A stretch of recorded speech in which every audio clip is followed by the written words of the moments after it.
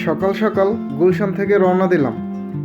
নতুন একটা দিনের শুরু, আর মাথার ওপর ঝকঝকে আকাশ, মনের মধ্যে একটা আলাদা প্রশান্তি। সিটি লাইফ থেকেও কিছু জায়গা এমন আছে যেখানে একটু চোখ বুজলেই শান্তি মিলে।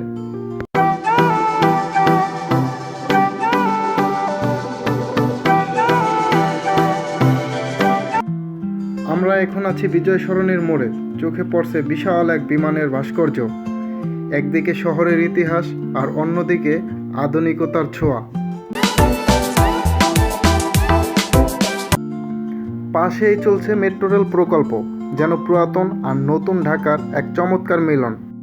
এবার রওনা জিয়া উদ্যানের দিকে, আর সামনে অপেক্ষা করছে এক মন ভোলানো ভ্রমণ কাহিনী।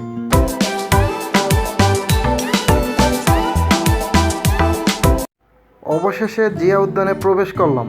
চারপাশে সবুজের সমারোহ, যেন এক চিমটি শান্তি ঢাকার ব্যস্ততার মাঝে।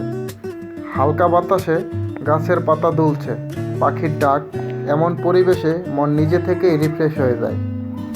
এটা শুধু একটা পার্ক না, এটা যেন ঢাকার বুকের মাঝে লুকিয়ে থাকা এক টুকরো শান্তির জায়গা। তো আমাদের সাথেই থাকুন, সম্পূর্ণ ভিডিওটি উপভোগ করুন।